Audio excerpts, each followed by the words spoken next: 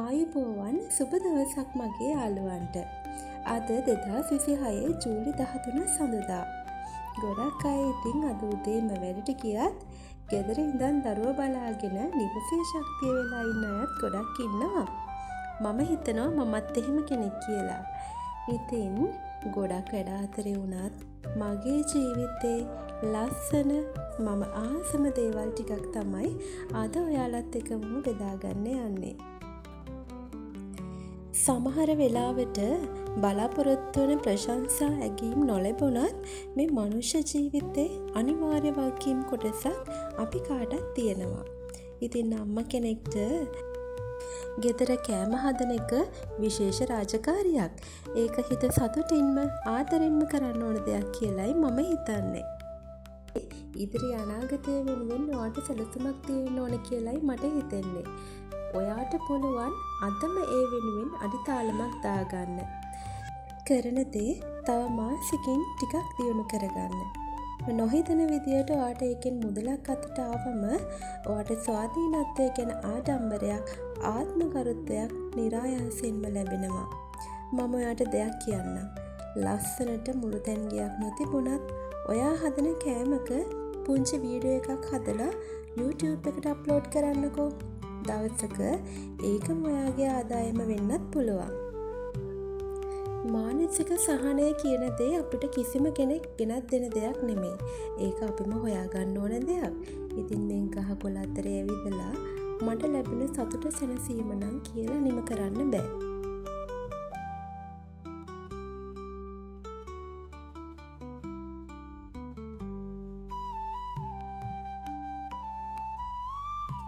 ඔන්න ඉතින් වැස්සකුත් පටන්ගෙන රෙද්දකුත් පෙරවගෙන ඔහේ නිදහසේ නිදාගන්න කාලයක් මටත් තිබුණා.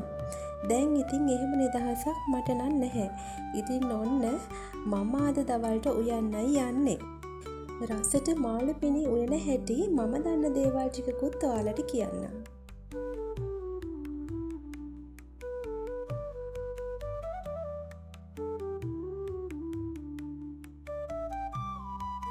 උයන්න ඕන කරන දේවල් මේ විදියට කලින් සූදානම් කරගත්තම ඇත්තටම උයන එක හරිම සුළු දෙයක්.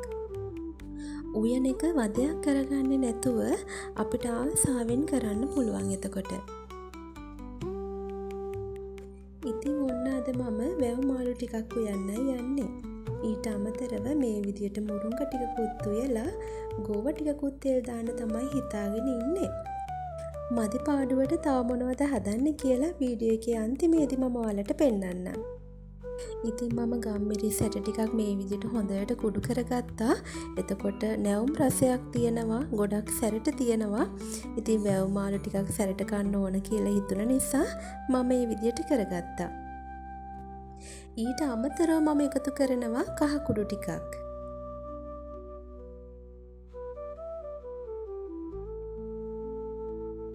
ඉතින් ඒ ගමන්ම ඊළඟට මම පිළියෙල කරගන්න එළවලු දෙකටත් මම කහ ටිකකුත් දාගන්නවා.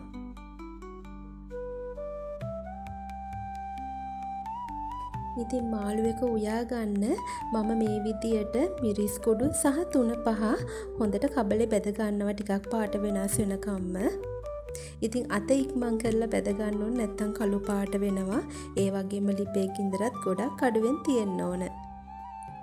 ඉතින් මම ওই මිශ්‍රණ ඔක්කොම මේ විදිහට මාළු ටිකට දාලා ඊට පස්සේ ලුණු ටිකක් එකතු කරගන්නවා.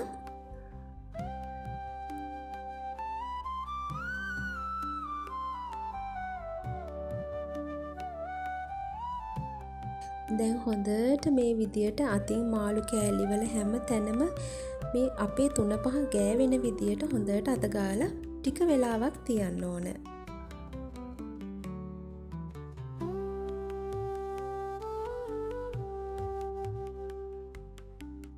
ඉතින් වැව් මාළු නැත්නම් මුහුදු මාළු ඕගලන්ට පාවිච්චි කරන්නත් පුළුවන්.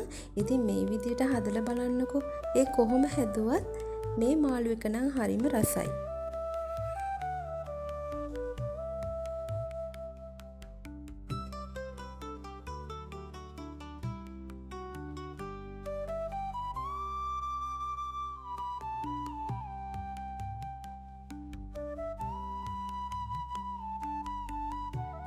ඉතින් මේ මාළු ටික විනාඩි 10ක් විතර මම තියලා ඊට පස්සේ මේ වගේ මැටි ඇදලියක් ලිපේ තියලා මම පොල් තෙල් ටිකක් දාගන්නවා.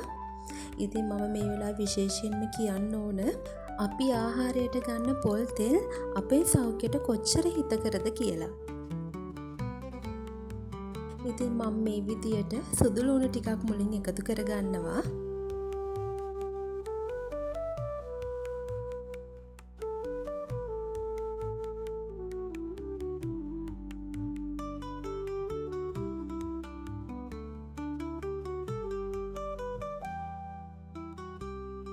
සුදුලුණු ටික හොඳට පැදීගෙන එනකොට මම මේකට එකතු කරගන්නවා බීලුණු, තක්කාලි, රම්පි කරපිංචා, ඒ වගේම මම නයිමිරිස් කරලකුත් මේ වෙලාවේ එකතු කරලා තියෙනවා.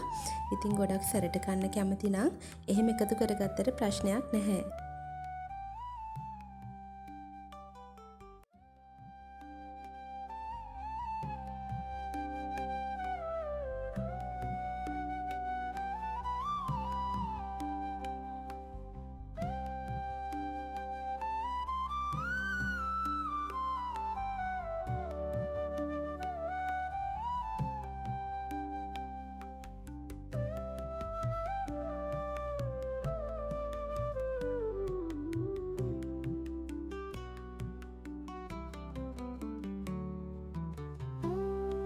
ඉතින් මම මේ ටික ගොඩක් තෙලේ බැදගන්නේ නැහැ. ඊළඟට මම මාළු ටික එකතු කරගන්නවා. වැව් මාළු කියන්නේ ඉතින් ගොඩක් ඉක්මනටම තැම්බෙන මාළු జాතියක්. ඒ නිසා මේ වෙලාවේ මම වතුර එකතු කරන්නේ නැහැ. තෙලෙන් චුට්ටක් තැම්බෙන්න ඇරලා ඊළඟට වතුර ටිකක් එකතු කරගන්නවා.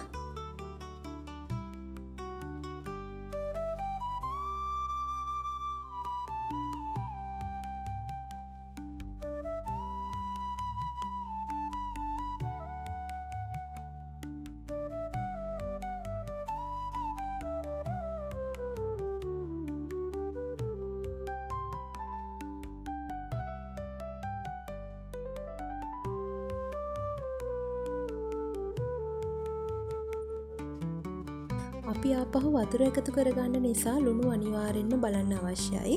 ඒ නිසා ලුණු බලලා ලුණු ටිකක් දාගන්න. ඉතින් මේ වෙලාවේ මට හිතුණා තක්කාලි වලින් එන ඇඹුල් රසය මදිද කියලාත්. ඉතින් මම ගොරක කෑල්ලකුත් එකතු කරගත්තා. ඉතින් අපේ මාළු එක නම් දැන් ඉදිලා ඉවරයි. කිරට හදන එළවලු කිසිම දෙයකට මම මිරිස් කුඩු පාවිච්චි කරන්නේ නැහැ. ඒ වෙනුවට අමු මිරිස් කරලක් මම එකතු කරගත්තා. තව මේ හොද්ද රස වෙන්න නම් අනිවාර්යයෙන්ම තක්කාලි නම් තියෙන්නම ඕන. ඉතින් මගේ මේ ගෝව එකටත් නයි මිරිස් කරල් දෙක තුනක් එකතු කරගත්ත නිසා මම කෑලි මිරිස් එකතු කරන්නේ නැහැ. ඒකටත් කහ කුඩුයි ලුණු කුඩුයි විතරයි මේ වෙලාවේ මම එකතු කරගෙන තියෙන්නේ. අපි දැන් ගෝව ටිකත් හදාගමු.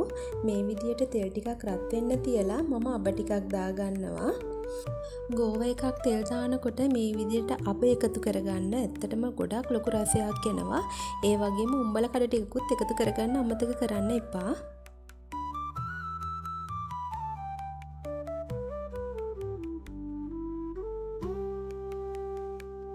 ඉතින් දැන් මම ගෝව ටිකත් මේ විදියට එකතු කරලා හොඳට කවලම් කරගන්නවා. මම හිතනවා ඕනම කෑමකට තක්කාලි ටිකක් දැම්මොත් අමුතු රසයක් තියෙනවා කියලා. ඔයාලත් දාලා බලන්නකෝ. තක්කාලි අගුණ අයට නම් මේ ක්‍රමය හරියන එකක් නැහැ.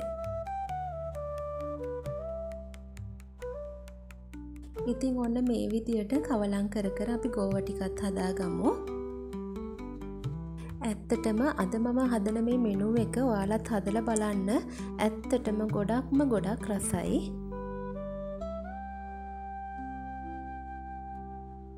දැන් නම් හොඳ සුවඳක් එනවා. මේ ගෝව එකත් එක්ක වුණත් බත් කන්න පුළුවන්. ඔන්න ඉතින් ඩයට් කරන කෙනෙක්ට ගෝවා කියන්නේ හොඳ කෑමක්. කොහොම වුණත් මට හිතුණා කෑලි මිරිස් ටිකකුත් එකතු කරගත්ත නම් තවත් හොඳයි කියලා. ඉතින් මම අවසානයේදී කෑලි මිරිසුත් එකතු කරා. ඉතින් අපේ අයට ගොඩක් සැරට කාලා පුරුදු නිසා වගේම කන්න ආස නිසා මේ විදියට හදලා බලන්නකෝ කොච්චර රසද කියලා. ඇත්තටම මේ වෙලාවේ මටත් පොඩි බඩගින්නක් එනවා.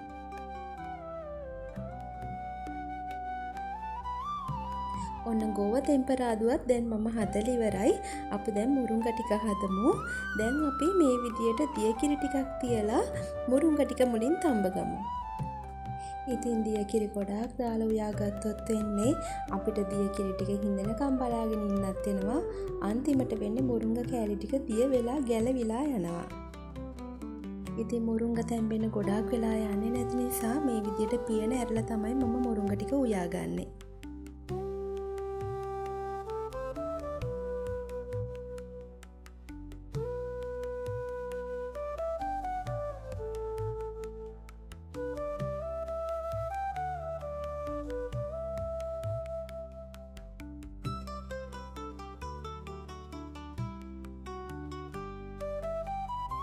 මේ අතරේ මම බත් එක උයා ගන්නවා.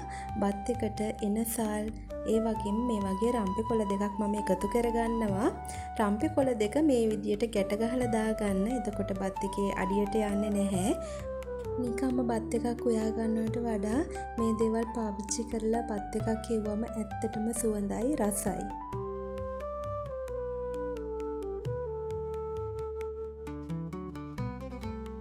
ඉතින් මම හදාගත්ත මුරුංග එක මේ විදියට හොඳට ඉදිලා තියෙන්නේ. මේ වෙලාවේදී මම මිටි කිරි එකතු කරගන්නවා. ඔන්න ඉතින් පරිස්සමට හැඳි ගන්න ඕන. හැඳි ගෑමෙන් තමයි හොද්දක් රස වෙන්නේ. එහෙමනේ අපේ ආත්තම්මලා අපිට කියලා දීලා තියෙන්නේ. ඇත්තට මේක ඇත්ත කතාවක්. හැඳි ගාන හොද්ද හරිම රසයි. තව දෙයක් කියන්නම්. මේ විදියට මිටිකිරි එකතු කරාම මට හිතුණා කහ පාට මදි වගේ කියලා. ඉතින් මම මේ වෙලාවේ කහ ටිකකුත් එකතු කරගන්නවා. එතකොට හොද්ද පාට මාරම ලස්සනයි. අවසානයේට කරපිංච එකතු කරන එක අපේ අම්මගේ පුරුද්දක්. ඉතින් ඒ පුරුද්ද මමත් ඒ විදියටම අනුගමනය කරනවා. ඇත්තට මේකෙන් හොඳ රසක් සුවඳක් එනවා. ලුණු මදි නම් ලුණු ටිකකුත් එකතු කරගන්න. මොකද මිටිකිරි එකතු කරාම අපිට ලුණු රසය අඩුවක් දැනෙන්න පුළුවන්. මුරුංග ටිකක් දැන් හදලා ඉවරයි. ඒකෙනුත් මේ වෙලාවේ හොඳ සුවඳක් එනවා. ඒ වගේම ලස්සන පාටකුත් තියෙනවා.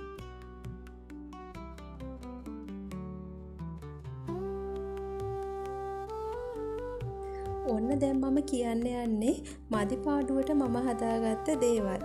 ඉතින් මම හදාගත්ත කැරට් සම්බෝලයක්. ඉතින් මේ කැරට් සම්බෝලෙට හොඳට දෙහි එහෙම දාන්න ඕන.